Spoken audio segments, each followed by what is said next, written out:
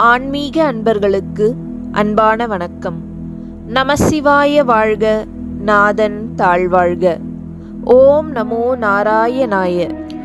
இன்று மார்கழி 4ஆம் நாள்.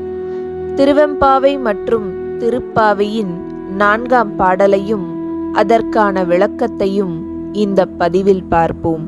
ஒன்னித் திலநகையாய் இன்னம் புலர்ந்தின்றோ, வண்ணக் கிளிமொழியார் எல்லாரும் வந்தாரோ. எண்ணிக் கொடுள்ளவா சொல்லுகோம் அவ்வளவும், கண்ணை துயின்றவமே காலத்தை போக்காதே. விண்ணுக்கொரு மருந்தை வேத விழுபொருளை, கண்ணுக்கினியானை பாடிக் கசிந்துள்ளம். உள்நெக்கு நின்று உருக யாம் மாட்டோம், நீயே வந்து எண்ணிக் குறையில் துயிலேலோர் எம்பாவாய். சென்ற பாடலில் இறைவனின் பழைய அடியாராகிய கன்னியர் புதிய அடியார்களாகிய கன்னியர்களின் கீழ்மையை தீர்த்து ஆட்கொள்ளும் சிறப்பினை உணர்த்திய மாணிக்கவாசகப் பெருமான், வாழ்நாள் வீழ்நாள் ஆகாமல் மருந்தாகவும் எல்லோருக்கும் இனியவனாக விளங்கும் சிவபெருமானை பாடிப் பரவி உய்வு நெறி எய்த வேண்டும் என்று அறிவுறுத்தும் போக்கில் இப்பாடல் அமைந்துள்ளது. இப்பாடலிலும் உறங்கும் கன்னியரை அவர்கள் உள்ளம் களிப்படையும் வண்ணம் புகழ்ந்து பேசி தொடங்கும் போக்கிலேயே அமைந்துள்ளது. இங்கு ஒன்னித் திலநகையாய் என்றால் ஒளி நிறைந்த முத்தை போன்ற வெண்மையான சிரிக்கும் பற்களை உடையவளே என்பது பொருள். ஒளி நிறைந்த முத்தை போன்ற வெண்மையான பற்களை கொண்டு சிரிப்பவளே, இன்னும் உனக்கு பொழுது விடியவில்லையா என வந்த தோழிகள் கேட்க, அதற்கு உறங்கிக் கொண்டிருக்கும் பெண் அழகுடன் கிளிபோல் கொஞ்சிக் கொஞ்சிப் பேசும் நம்முடைய தோழிகள் அனைவரும் வந்துவிட்டார்களா என கேட்கிறாள். இதைத்தான் வண்ணக் கிளிமொழியார் எல்லாரும் வந்தாரோ என்கிறார் மணிவாசகர். சிறந்த சொற்களை சிறந்த இடத்தில் சிறந்த முறையில் அடுக்குவது சிறந்த கவிதை. ஒன்னித் திலநகையாய் எனத் தொடங்கி வண்ணக் கிளிமொழியார் என்ற சொல்லடுக்கு மணிவாசகரின் சொல்லாட்சியில் நம்மை சொக்கி நிற்க வைக்கிறது. அடுத்து இன்னம் புலர்ந்தின்றோ என்ற சொல்லில் இன்னுமா உனக்கு பொழுது விடியவில்லை என்று கேட்டு அதில் தன்னுடைய கோபத்தை வெளிப்படுத்தும் வண்ணம் அமைந்துள்ளது. உள்ளிருக்கும் பெண்ணோ வெளியில் உள்ள பெண்களின் எண்ணிக்கையை கேட்க, அதற்கு எழுப்ப வந்த பெண்கள், நாம் ஏற்கனவே பேசிக்கொண்டபடி எல்லோரும் வந்து விட்டார்கள், உனக்கு வேண்டுமென்றால் அதனை கணக்கெடுத்து பின்னர் தெரிவிப்போம், அதற்கான நேரம் இதுவல்ல.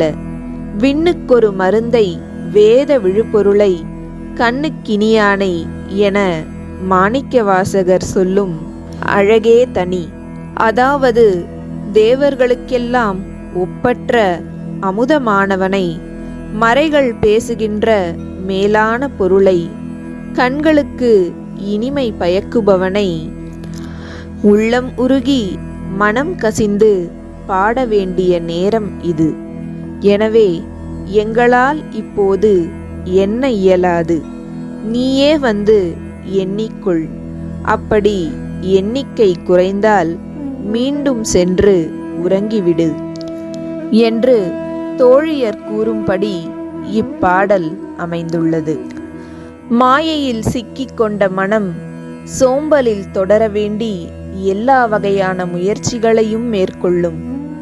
அதனை அதன் போக்கில் விடாமல் முயற்சி செய்து இறைவனை நோக்கி திருப்ப வேண்டும் என்கிறார் மாணிக்கவாசகப் பெருமான். அடுத்து திருப்பாவை பாடல் 4.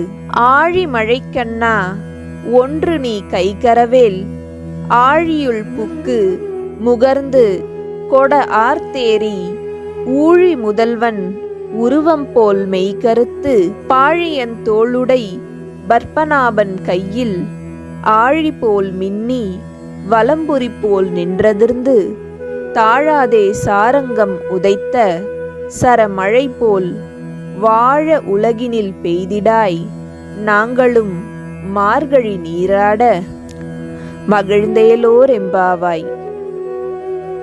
இப்பாடலில் ஆழி மழைக்கண்ணா என்று வருணதேவனை அழைக்கிறார் ஆண்டாள். வருணதேவன் மட்டுமே உலகம் உய்ய நீரை தருகிறான். நீரின்றி அமையாது உலகு அல்லவா? இந்த வருணதேவன் நாராயணனைப் போலவே ரட்சிக்கும் தொழிலை கைக்கொண்டிருக்கிறான் என்று ஒற்றுமையை சொல்லி அதை நமக்கு உணர்த்துகிறார் ஆண்டாள். ஆழ்கடலினுள்ளே புகுந்து உன்னால் எவ்வளவு முடியுமோ அவ்வளவு தண்ணீரை எடுத்துக்கொண்டு ஊழி முதல்வனான எங்கள் நாராயணனின் உடல் போல் மெய் கருத்து பார்க்கடலில் துயிலும் பத்மநாபனின் திருத்தோள்களில் உள்ள சுதர்சன சக்கரம் மின்னுவது போல மின்னலை ஏற்படுத்தி கொண்டு அந்த பத்மநாபனின் சங்கொலி போல் நின்று அதிர்ந்து இடி இடித்து அவனது சாரங்கம் என்னும் வில் எப்படி சரமழை பொழிகிறதோ அப்படி தயங்காமல் பொழிந்து நாங்கள் சுபிட்சத்துடன் வாழ மழையே நீ பெய்திடாய். அதை எண்ணி நாங்களும் மகிழ்ந்து மார்கழி நீராடப் போகிறோம் என்கிறார் ஆண்டாள் நாச்சியார். இந்த வீடியோ உங்களுக்கு பிடிச்சிருந்தா லைக் பண்ணுங்க, ஷேர் பண்ணுங்க, கமெண்ட் பண்ணுங்க. மறக்காம நம்ம சேனலுக்கு சப்ஸ்கிரைப் பண்ணுங்க. நன்றி.